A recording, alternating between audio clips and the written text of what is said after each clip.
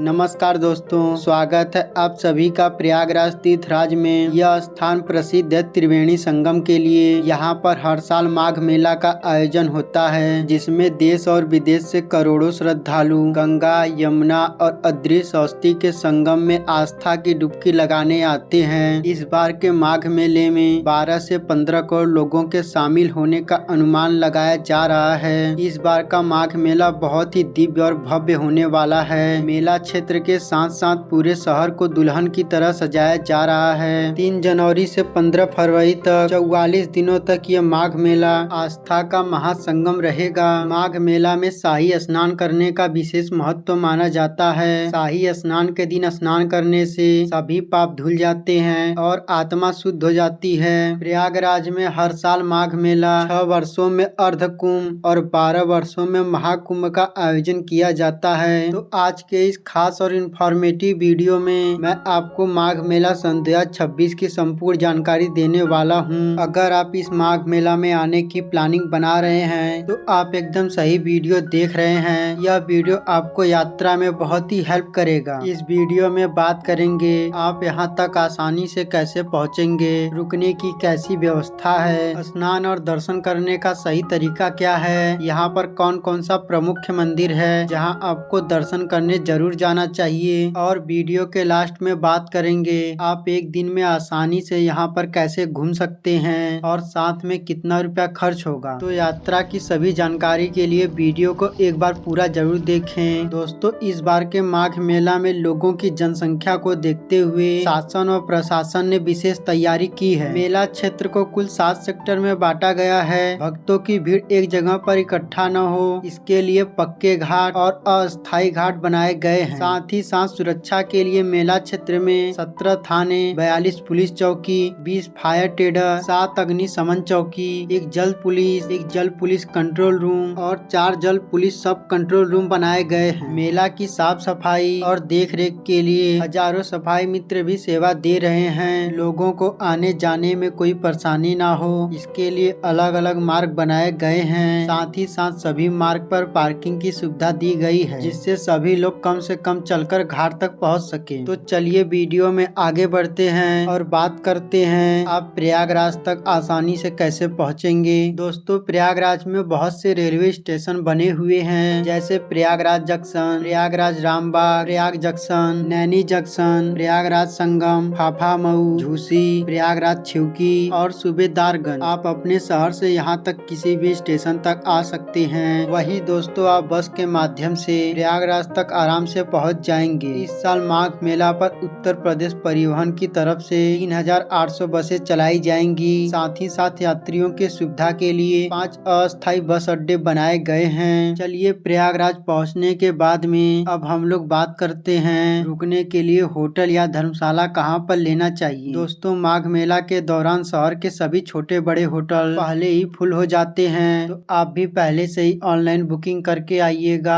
आप Prayagraj railway station के पास Rambagh railway station या मेला क्षेत्र के 4 से 5 किलोमीटर की दूरी तक आप होटल ले सकते हैं। इसके अलावा मेला क्षेत्र में जगह जगह रैन बसेरा भी बने हुए हैं। कुछ रैन बसेरा फ्री हैं और कुछ में आपको 100 से 200 रुपए पर बेड का चार्ज भी देना रहता है। दोस्तों, इन टेंटों के अलावा यहाँ पर बहुत से संत और महात्माओं, कथावाचकों के बड़े बड़े पंडाल बनाए गए हैं, जहाँ पर आप प्रवचन भी सुन सकते हैं। साथ ही साथ आप यहाँ पर आज्ञा लेकर रुक भी सकते हैं। लेकिन दोस्तों, मैं आपको एक एडवाइस करूंगा, आप कोशिश करिएगा कि अपने शहर से सुबह तक प्रयागराज आ जाएं। पूरे दिन स्नान और घूमने के बाद में रात को ट्रेन से आप अपने घर के लिए वापसी कर लीजिए। दोस्तों, एक बात का आपको विशेष ध्यान देना होगा, शाही स्नान के दिन शहर में सभी प्राइवेट व्हीकल बंद रहेंगे। आप जिस भी मार्ग से आएंगे वहीं पर आपको पार्किंग मिल जाएगी। साथ ही साथ आपको नजदीकी घाट पर स्नान करना होगा। आप मान के चलिए आपको 2 से 3 किलोमीटर तक पैदल चलना होगा। नॉर्मल दिनों में रेलवे स्टेशन से ऑटो या ई रिक्शा में किराया देकर मेला क्षेत्र में आ जाएंगे। फिर आपको लगभग 1 किलोमीटर चलकर संगम किनारे आकर स्नान कर सकते हैं। तो चलिए दोस्तों, अब बात करते हैं स्नान करने का सही तरीका क्या है। दोस्तों, यहाँ पर जगह जगह पक्के घाट बने हुए हैं। आप रेलिंग के अंदर रहकर हर हर गंगे का जयकारा लगाकर आस्था का पावन डुबकी लगा सकते हैं। वहीं दोस्तों इन घाटों पर स्नान करने के अलावा आप चाहें तो नाव के माध्यम से त्रिवेणी संगम के पास जा सकते हैं। आप त्रिवेणी संगम में स्नान कर पुण्य प्राप्त कर सकते हैं। दोस्तों बहुत ही दिव्य और भव्य माघ मेला का आयोजन हो रहा है। आप भी यहाँ पर आस्था की डुबकी लगाने जरूर आइएगा। दोस्तों इस बार का माघ मेला 3 जनवरी से शुरू हो रहा है। पहला शाही स्नान भी 3 जनवरी पौष पूर्णिमा को होगा। फिर उसके बाद 14 जनवरी मकर संक्रांति, 18 जनवरी मौनी अमावस्या, 23 जनवरी बसंत पंचमी, 1 फरवरी माघी पूर्णिमा और फिर 15 फरवरी को महाशिवरात्रि के दिन अंतिम शाही स्नान रहेगा। इसी दिन के बाद से माघ मेला की भी समाप्ति हो जाएगी। तो दोस्तों यहाँ पर पावन स्नान करने के बाद में अब हम लोग बात करते हैं प्रयागराज में आप और कहां पर दर्शन कर सकते हैं। दोस्तों यही घाट के पास ही किला बना हुआ है। किले के अंदर प्राचीन अक्षय वट है, यहाँ पर आप दर्शन जरूर करें। ऐसी मान्यता है वनवास के दौरान राम जी भी यहाँ पर रुके थे। साथ ही साथ किले के अंदर प्राचीन पातालपुरी मंदिर भी है, आप यहाँ पर भी दर्शन कर सकते हैं। दोस्तों यही किले के पास में ही बड़े हनुमान जी का प्राचीन मंदिर भी स्थापित है। इस मंदिर की सबसे बड़ी खासियत यह है कि यहाँ पर हनुमान जी लेटे हुए हैं। भक्तों का मानना है कि लेटे हुए हनुमान जी के दर्शन के बिना संगम स्नान का पुण्य अधूरा रहता है। दोस्तों बहुत ही दिव्य और अलौकिक मंदिर है। यहाँ पर सच्चे मन से मांगी गई हर मुराद पूरी होती है। यहाँ से कुछ ही दूरी पर श्री आदित्य शंकर विमान मंडपम भी स्थित है, जिसे नौलखा मंदिर भी कहते हैं। द्रविड़ शैली में बना यह भी बहुत ही प्यारा मंदिर है। यहाँ पर भगवान विष्णु बालाजी के रूप में विराजमान है। साथ ही साथ मंदिर के ऊपर में विशाल शिवलिंग भी स्थापित है। यहाँ पर दर्शन करने के बाद बहुत ही अच्छा लगेगा।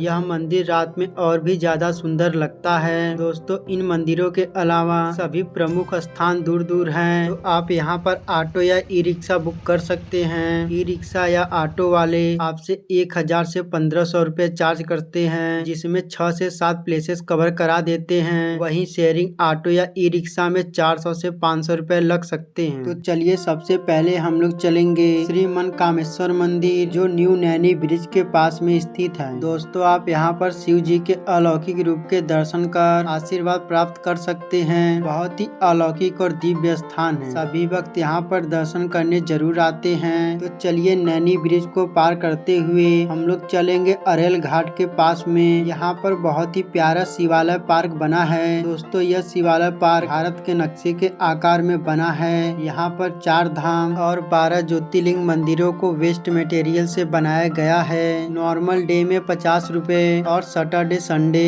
और छुट्टी के दिन 100 रुपए का टिकट लगता है। तो चलिए यहाँ पर घूमने के बाद में अब हम लोग चलेंगे कंपनी गार्डन आजाद पार्क, जो यहाँ से करीब 8 किलोमीटर की दूरी पर स्थित है। दोस्तों यह वही पार्क है जहाँ पर हमारे महान क्रांतिकारी चंद्रशेखर आजाद जी ने अंग्रेजों से लड़ते हुए अपनी पिस्तौल की आखिरी गोली खुद को मार ली थी। अंग्रेज उन्हें जीवित कभी भी नहीं पकड़ सके। यहाँ पर घूमने के बाद चलेंगे भारद्वाज पार्क और आश्रम, जो यहाँ से कुछ ही दूरी पर स्थित है। यहाँ पर ऋषि भारद्वाज जी की विशाल प्रतिमा स्थापित है। साथ ही यह पार्क को बहुत ही प्यारा बनाया गया है। दोस्तों यहाँ से कुछ ही दूरी पर आनंद भवन भी स्थित है। इसे मोतीलाल नेहरू ने बनवाया था, जो नेहरू परिवार के जीवन और राष्ट्रीय आंदोलन की याद दिलाता है। तो यहाँ पर घूमने के बाद में फिर से हम लोग मेला क्षेत्र में वापस आ जाएंगे और अब चलेंगे अलोपी माता मंदिर। दोस्तों यह मंदिर बहुत ही प्राचीन है, जो माता सती के 51 शक्ति पीठों में से एक है। यहाँ पर दर्शन करने का विशेष महत्व माना जाता है। आप मंदिर में प्रवेश कर माता जी के बहुत ही अलौकिक रूप के दर्शन कर सकते हैं। तो यहाँ पर दर्शन करने के बाद में हम लोग चलेंगे नागवासुकी मंदिर, जो यहाँ से लगभग 2 किलोमीटर की दूरी पर स्थित है। यह मंदिर प्रयागराज के मुख्य मंदिरों में से एक है। यहाँ पर भगवान नागवासुकी जी विराजमान हैं। नागवासुकी जी ने समुद्र मंथन में ऋषि की भूमिका निभाई थी। तो आप यहाँ पर दर्शन करने जरूर आए। दोस्तों यहाँ से कुछ ही दूरी पर प्राचीन वेड़ी माधवम मंदिर भी स्थापित है। वेड़ी माधवम को मेला क्षेत्र का रक्षक और प्रयागराज का मुख्य देवता माना जाता है। इसके बाद हम लोग चलेंगे सरस्वती घाट। यहाँ पर शाम को 6 बजे आरती होती है। संगम घाट की अलौकिक आरती मन को शांति का अनुभव होता है और आध्यात्मिक ऊर्जा से भर देता है। आप अपने लिस्ट में इन सभी जगहों को जरूर शामिल करें। दोस्तों इन सभी प्रमुख मंदिरों में दर्शन करने के बाद में रात को अपने घर के के लिए वापसी कर सकते हैं। चलिए दोस्तों,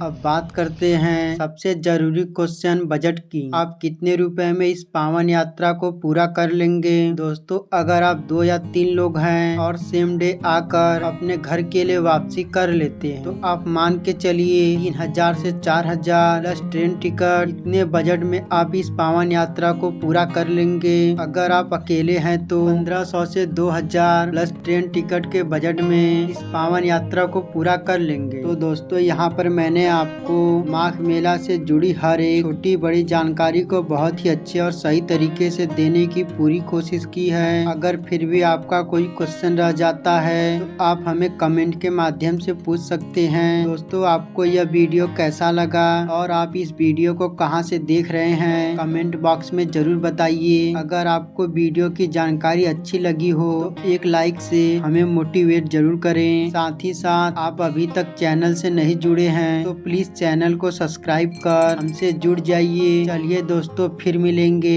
एक नई वीडियो में एक नए जगह के साथ। हर हर गंगे।